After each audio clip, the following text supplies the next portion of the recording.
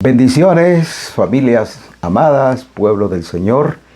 Qué privilegio es seguir compartiendo algunas de las verdades que el Señor ha puesto en mi corazón en los últimos tiempos. Creo que la época, el tiempo que vivimos es una época crucial, un tiempo crucial. ¿Por qué crucial? Porque es donde tenemos que tomar decisiones bastante serias con nuestro Dios. Mucha gente se está endureciendo. Mucho pueblo ya no quiere seguir y buscar y amar a su amado. Pero hay una iglesia en el mundo. Hay un pueblo que, como dice el canto, vive muy feliz. Un pueblo que ama la venida de Cristo. Un pueblo que busca su presencia, su gloria, que busca la santidad. Y especialmente, como yo le llamo ahora, la iglesia en casa. La iglesia en casa. Ahí está hoy la verdadera iglesia. Seguimos hablando sobre el tema maravilloso que tenemos. Hemos comenzado viendo la angustia en el corazón de Nehemías, la angustia del Señor en el Getsemaní, la hora más terrible de la vida del Señor, el Getsemaní. Cuando vemos este cuadro, sus discípulos no estaban identificados con él. No estaban en el momento del dolor, en el momento de la angustia. El Getsemaní era un desafío. El Getsemaní era realmente un reto. Era una hora difícil porque el Señor iba a dar su vida por el mundo. Pero, ¿dónde estaban los que habían recibido sanidades y milagros? ¿Dónde? ¿Dónde estaban aquellos que habían recibido beneficios en el ministerio del Señor? Pues no estaba ni uno. Solamente 3 de ellos, de sus discípulos, porque los 70 discípulos no estaban, los apóstoles, 3 de ellos son los que estaban ahí con él, pero no estaban identificados, no estaban conectados en el momento. Y esto es lo que yo necesito que entendamos, que necesitamos conectarnos en el momento crucial, conectarnos en el Getsemaní, que significa prensa de aceite. Nos van a apretar, nos van a pulir como se pule el oro y la plata. Pero de ahí vamos a salir refinados, preparados, listos para el pronto retorno de Cristo Jesús a este mundo. Muy bien, ¿qué espera el mundo? Soluciones. La famosa vacuna, ¿verdad? ¿Qué espera el mundo? Que se solucione esta situación. Pero su esperanza está en los hombres. Más el capítulo 121 de los Salmos dice: alzaré mis ojos a los montes. ¿De dónde viene mi socorro? La dependencia está totalmente en el Señor. Aunque la tierra tiemble y aunque los montes se traspasen al corazón de la mar, no temerá mi corazón, porque estamos confiando en nuestro Dios. Ahora miremos por unos momentos el corazón de Daniel. Esto me interesa mucho porque ¿qué fue lo que Daniel hizo en los momentos cuando él tuvo la oportunidad de orar también como lo hizo? Ya vimos, lo hizo Nehemías, lo hizo Ezequiel en el capítulo 9, lo hizo Esdras capítulo 10, versículo 1 y el capítulo 9 del libro de Esdras. Hoy vamos a ver el corazón de Daniel. Daniel, el profeta de Dios, el hombre clave para los momentos. Obviamente Daniel estuvo en la época de Babilonia. No cambió el sistema, no cambió nada, pero influenció.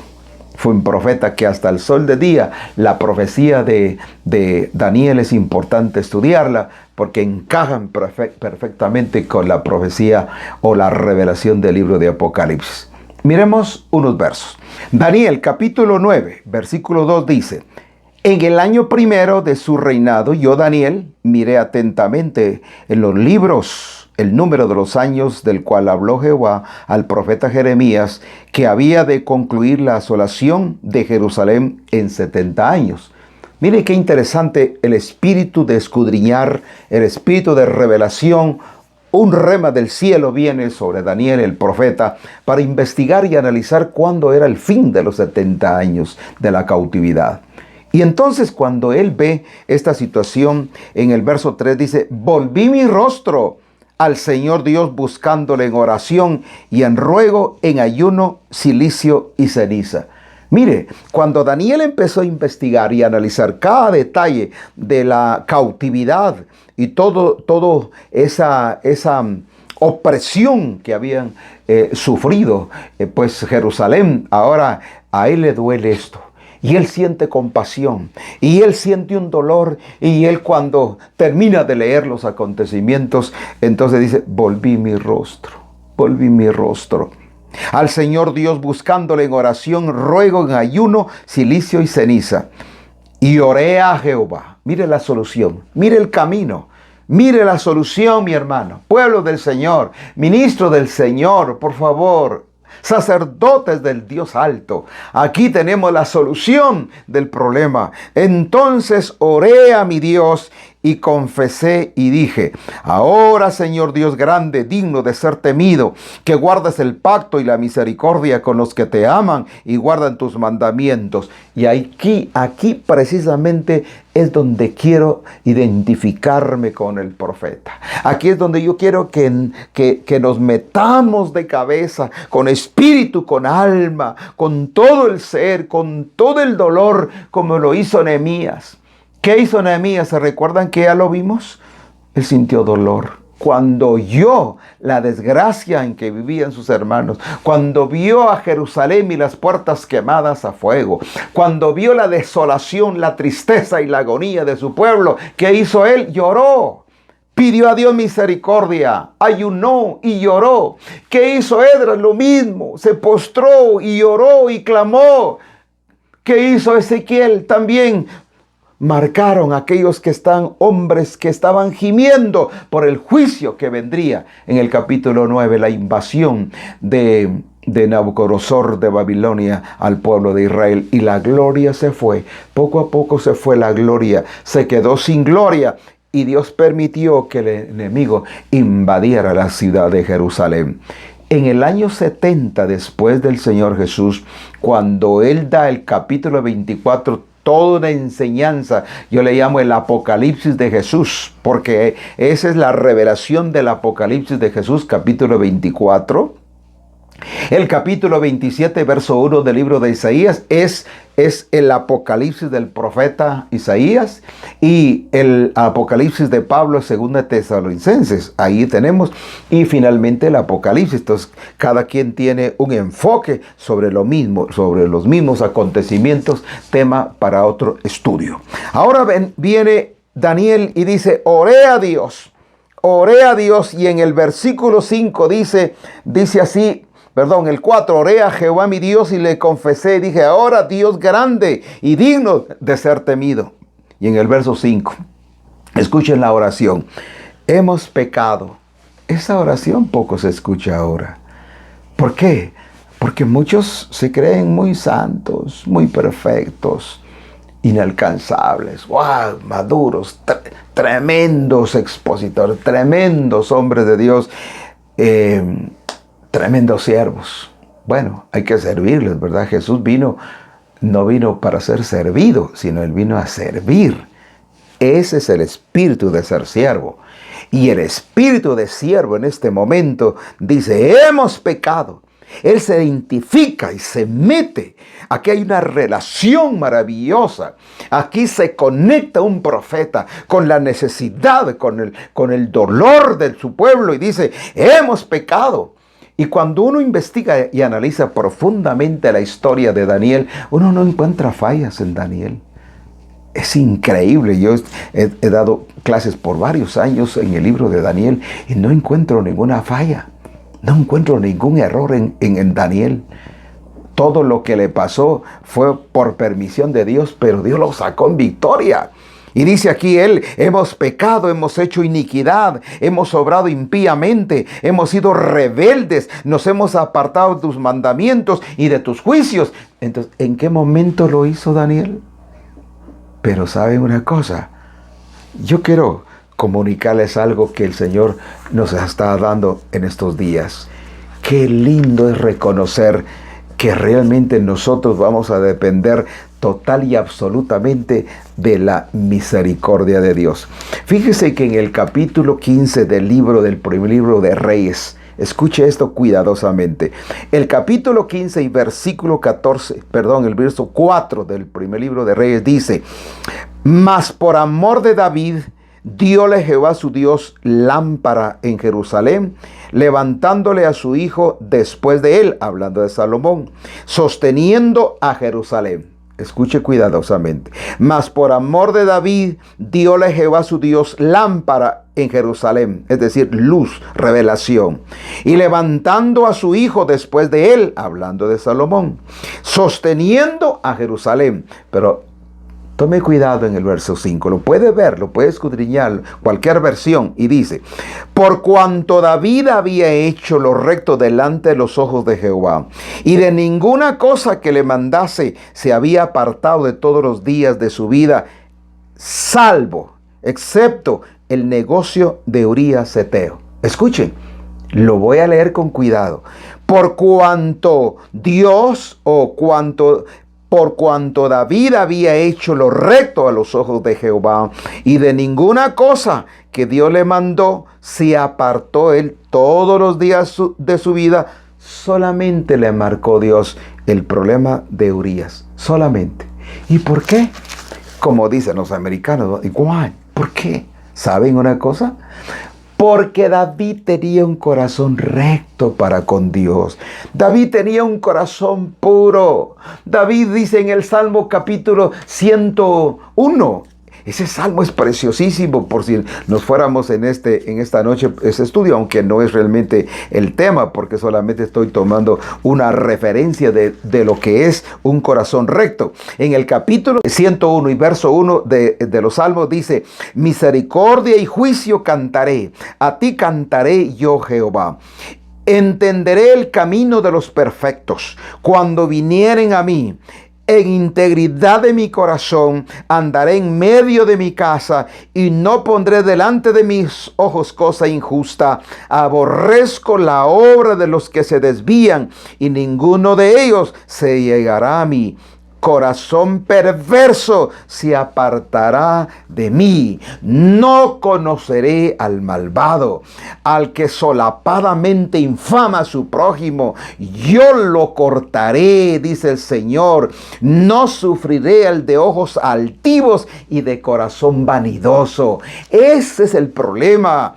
Por eso Dios lo levanta, porque no lo tacha de varias fallas que tuvo, como el censo y otras 17 cosas más, pero le tacha nada más esto, por cuanto David se arrepentía con dolor, con humillación, y eso es lo que Dios está buscando. El capítulo 9 del libro de Daniel nos muestra ese corazón, un corazón como el de Daniel.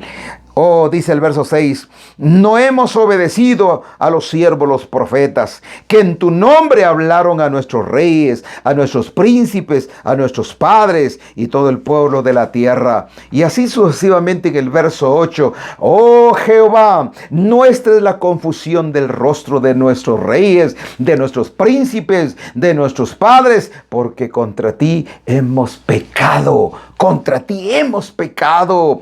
No hemos obedecido a la voz de Jehová nuestro Dios para andar en sus leyes, las cuales puso delante de nosotros en manos de los siervos, los profetas. En el versículo 12, Él ha verificado su palabra que habló sobre nosotros y sobre nuestros jueces y sobre nuestros gobernantes. Versículo 13, según está escrito en la ley de Moisés, todo este mal vino sobre de nosotros y no hemos rogado a la faz de Jehová nuestro Dios para convertirnos de nuestras maldades y entender tu verdad. Ese es el problema, amados.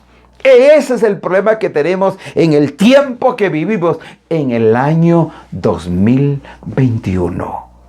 En el capítulo, entonces, para ir cerrando esta exposición, el capítulo 2 de Joel, otro profeta maravilloso, dice: tocad trompeta en Sión, publicad, anunciad, tocad el shofar.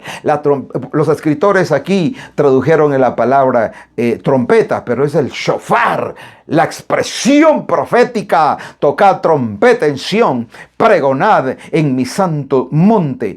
Tiemblen todos los moradores de la tierra, porque viene el día de Jehová, porque está cercano.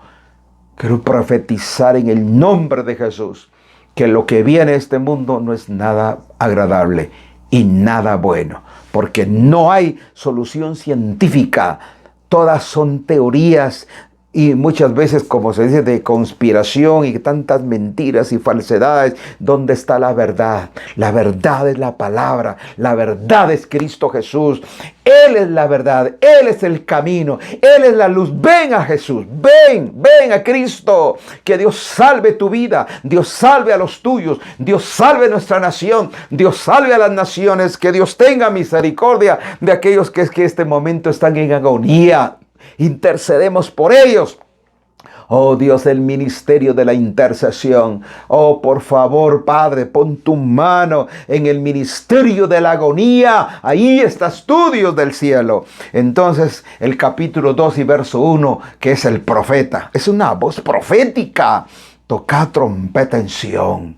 Eso estamos haciendo. Pregonad mi santo nombre. Qué rico es predicar a Cristo. No predicar por amor al dinero, porque no somos asalariados. Esos falsos profetas, falsos maestros, falsos apóstoles, falsos predicadores. Oh, el Señor ha de tener misericordia, pero rompamos con esa maldición. Llegó el tiempo, amados, en hacer la diferencia entre el que sirve y el que no sirve.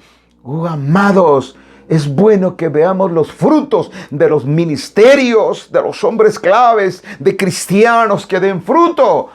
Fruto, sí, y buen fruto. Porque las apariencias engañan, las obras, las prédicas, pero el fruto no.